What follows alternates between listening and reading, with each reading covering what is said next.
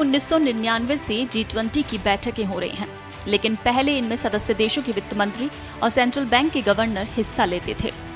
Asia में आर्थिक संकट के दौरान इन्हीं ने मिलकर G20 का गठन किया था। साल 2007-8 में आए वैश्विक आर्थिक मंदी के बाद G20 की तस्वीर बदल गई। आपको बताते हैं कि G20 के साल दर साल हो रहे महामंथन से दुनिया को क्या कुछ मिला।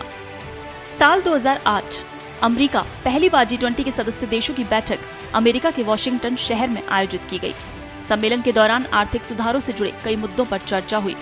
प्रमुख इस बात पर सहमत हुए कि वैश्विक वित्तीय बाजारों में सुधार के लिए समान सिद्धांत होने चाहिए और उन सिद्धांतों को लागू करने के लिए एक कार्य योजना शुरू करनी चाहिए। साल 2009 लंदन में एक साल बाद हुए सम्मेलन को फॉलो अप बैठक की तरह देखा गया।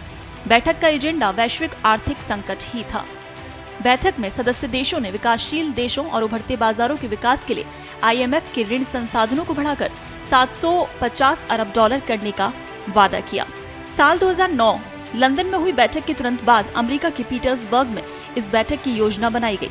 इसी समिट में G20 को आधिकारिक तौर पर अंतर्राष्ट्रीय आर्थिक सहयोग के लिए प्रमुख मंच के रूप में परिभाषित किया गया। साल 2010 कनाडा के टोरंटो में हुई इस बैठक में G20 देशों ने ये माना कि साल 2008 की आर्थिक मंदी के बाद वैश्विक अर्थव्यवस्था की स्थिति नाजुक और अस्थिर हो गई है। मजबूत अर्थव्यवस्था वाले देशों ने अपने बजट घाटे और बाहरी उभार में कमी लाने का वादा किया। इसी साल दक्षिण कोरिया के सियोल में भी G20 की एक बैठक बुलाई गई। ये पहली बार था जब G8 देशों के इतर किसी देश को G20 की मेजबानी मिली थी। पहली बार विकास नीति का मुद्दा शिखर सम्मेलन के एजेंडे में शामिल किया गया और तभी से डेवलपमेंट G20 के हर वार्षिक सम्मेलन का हिस्सा है। साल 2011 फ्रांस के कांस में 3 और 4 नवंबर के बीच G20 की बैठक हुई। सम्मेलन के केंद्र में IMF यानी अंतर्राष्ट्रीय मुद्रा कोष में सुधार का मुद्दा रहा। कृषि बाजार सूचना प्रणाली की स्थापना शिखर सम्मेलन के प्रमुख परिणामों में से एक थी। AMIS को कृषि के अंतर्राष्ट्रीय बाजार में और पारदर्शिता लाने के लिए शुरू किया गया था। साल 2012 मैक्सिको के लोस काबोस में हुए सम्मेलन की चर्चा केंद्र युवाओं की बेरोजगारी, सामाजिक सुरक्षा कवरेज और उचित आय के साथ गुणवत्तापूर्वक नौकरियां पैदा करना था। साथ ही विकास, कृषि और हरित विकास भी एजेंडा में शामिल थे।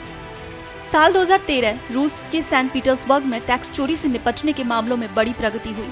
G20 इस पर सहमत हुआ कि टैक्स से जुड़ी सूचना का स्वचालित आदान प्रदान और बेस इरोसन और प्रॉफिट शिफ्टिंग पर कार्य योजना बनाई जाएगी। साल 2014 ऑस्ट्रेलिया के ब्रिस्बेन में नेताओं ने तय किया कि G20 देशों की कलेक्टिव GDP को 2% से बढ़ाया जाए। साल 2025 तक लेबर वर्कफोर्स में जेंडर गैप को 25% तक कम करने का लक्ष्य रखा गया। साल 2015 में तुर्की बैठक के संस्करण में पहली बार G20 सदस्य देशों ने प्रवासन और शरणार्थी संकट पर ध्यान केंद्रित किया। इसके अलावा वित्तीय क्षेत्र में सुधार और जलवायु परिवर्तन से निपटने की योजनाओं के समर्थन पर भी सहमति हुई। आतंकवाद के खिलाफ लड़ाई पर एक बयान भी जारी किया गया। साल 2016 चीन में सम्मेलन के दौरान हांगझोउ में 2 प्रमुख चीजें हुई। डिजिटल इकोनॉमी को पहली बार G20 के एजेंडे में शामिल किया गया। दूसरा, सतत विकास के लिए 2030 एजेंडे पर G20 कार्य योजना को अपनाया गया। साल 2017 में जर्मनी में बैठक 7 और 8 जुलाई को जर्मनी के हैम्बर्ग में हुई। शिखर सम्मेलन के दौरान आतंकवाद विरोधी विषय पर विशेष जोर दिया गया। शिखर सम्मेलन के अंत में जारी साझा घोषणा में पेरिस समझौते के महत्व को दोहराया गया। साल 2018 अर्जेंटीना ब्यूनस आयर्स में जुटे नेताओं ने 3 मुख्य संदेश दिए। सबसे पहले उन्होंने सतत विकास के लिए UN एजेंडा 2030 को अपने समर्थन की पुष्टि की। जलवायु परिवर्तन से निपटने के प्रयासों को तेज करने की आवश्यकता पर बल दिया गया। तीसरा, G20 नेताओं ने व्यापार के लिए बहुपक्षीय दृष्टिकोण और विश्व व्यापार संगठन के सुधार के महत्व को पहचाना और नियम आधारित अंतर्राष्ट्रीय व्यवस्था के प्रति अपनी प्रतिबद्धता को दृढ़ किया।